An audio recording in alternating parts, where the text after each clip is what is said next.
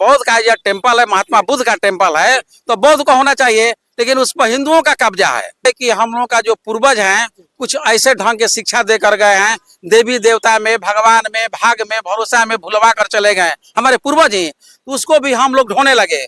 लेकिन जब हम लोग पढ़े महात्मा बुद्ध का इतिहास, अशोक सम्राट का इतिहास, तमाम महापुरुषों का इतिहास जब हम लोग पढ़े, तब हम लोगों में जागृति आया है। कारण है कि आप लोग धरना प्रदर्शन कर रहे हैं सर, कारण यही है कि जो महाबोधि महाविहार जो टेम्पल है उसमें गैर लोगों का आधिपत्य जमा हुआ है, जबकि वहाँ पर बौद्धों का अधिकार होना चाहिए, उसके हक में होना चाहिए। लेकिन सदियों से बहुत पहले से लोग आकर वहाँ अपना मैंने गुलाम बनाकर हम लोग का दखल कर लिया है, लोग गैर हिंदू लोग। उसी के एवज में हम लोग लड़ाई लड़ रहे हैं। आज हमारे आकाश लामा जी आज 1 महीना से पूरे रथ यात्रा, बस यात्रा कर कर पूरे बिहार का भ्रमण कर कर और मुख्य गेट पर बैठे हुए थे। लेकिन यहाँ का प्रशासन का जो दबंगई जो चल रही है कि मुख्य गेट से हमको हटाकर यहाँ खदेड़ दिया गया, जबकि अपनी मांग के लिए हम अपने घर में बैठेंगे कि घर से बाहर बैठेंगे, तो हम अपने घर में बैठे थे और घर से बाहर खदेड़ कर यहाँ हमको भेज दिया गया। आखिर कौन कब्जा किए हैं? यहाँ जो वो हिंदू हैं, मनुवादी हिंदू लोग हैं। क्यों सर?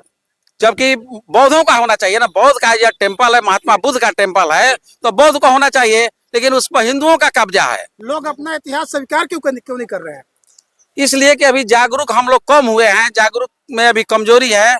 जिस दिन हम लोग अधिक से अधिक पढ़ लिख जाएंगे, जागरूक हो जाएंगे, तो अपने अधिकार को समझने लगेंगे, तब हम लोग को मुक्ति मिलेगी।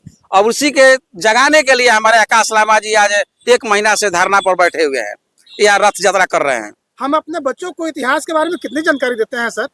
अगर हम अपने बच्चों को इतिहास के बारे में जानकारी देते हैं, अपने समाज को जानकारी देते हैं, तो आज ये स्थिति जो आप जो बोल रहे हैं कि बोध गया में तथाकथित हिंदू लोग का कब्जा है, वो नहीं हो पाता।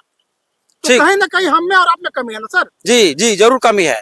कमी यही है कि हम लोग का जो पूर्वज हैं कुछ ऐसे ढंग के शिक्षा देकर गए हैं, देवी देवता में, भगवान में, भाग में, भरोसा में भुलवा कर चले गए हमारे पूर्वज ही, तो उसको भी हम लोग ढोने लगे। लेकिन जब हम लोग पढ़े महात्मा बुद्ध का इतिहास, अशोक सम्राट का इतिहास, तमाम महापुरुषों का इतिहास जब हम लोग पढ़े, तब हम लोगों में जागृति आया है, एक चेतना आया है, और हम लोग अब अपने बच्चों को अब असली रास्ते पर चलने के लिए जागरूक कर रहे हैं कि नहीं, असली इतिहास हम लोग का, अपने पूर्वजों का इतिहास पढ़ना चाहिए। अभी तक सर हमको जहाँ तक हम देखे हैं कि अगर कोई भी, अगर किसी को भी बच्चा का अगर नौकरी लग जाता है तो वो बौद्ध मंदिर नहीं आता है सर। इसलिए कि बौद्ध मंदिर अभी हर शहर में अवेलेबल नहीं है। मान लीजिए कि हम लोग सासाराम में हैं, तो रोहतास जिला में है, और सासाराम से यहाँ मान लीजिए 200-150 किलोमीटर दूर है। अगर सासाराम में एक बौद्ध हर शहर में हो जाता, तो वहाँ हम लोग बैठते, वहाँ विचार विमर्श करते, बौद्ध धर्म का हम लोग प्रचार प्रसार करते। लेकिन अभी बौद्ध धर्म का टेम्पल का भी कमी है हर शहर में, उसको भी होना चाहिए। सर क्या वजह है धरना प्रदर्शन करने का सर?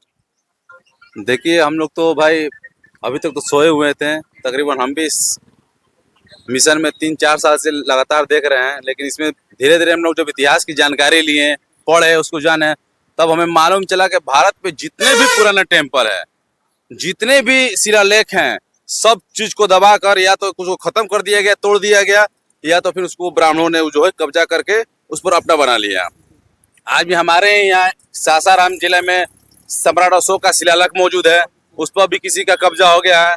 एक मंडेश्वरी माई है जो खुद भगवान बुद्ध की मूर्ति है, उसको माई बना दिया गया है हमारे ही क्षेत्र में। हम जब सामने से देखते हैं तो नजर आता है कि भैया किसको हम लोग पूज रहे हैं, ये है किसी और का, पुजाई किसी और का, नाम किसी और का दिया जा रहा है, क्यों?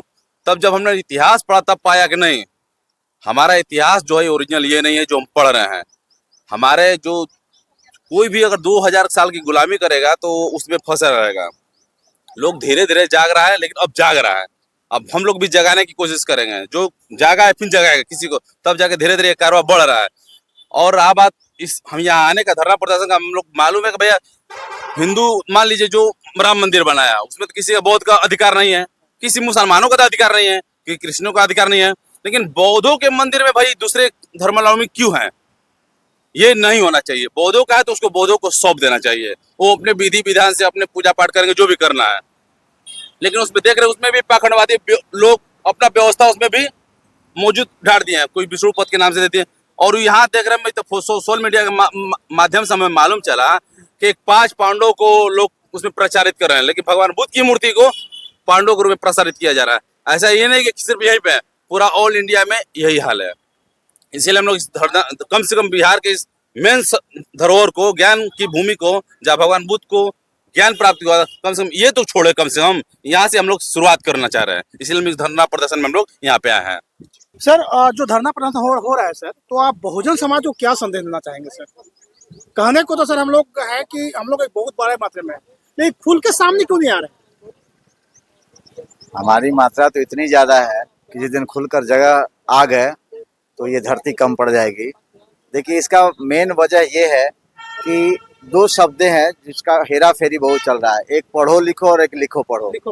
तो पढ़ो लिखो में उसने जो लिखा, हम पढ़े थे नहीं, हमारे पूर्वज पढ़े थे नहीं, तो उसने जो लिखा उसको मैंने पढ़ा।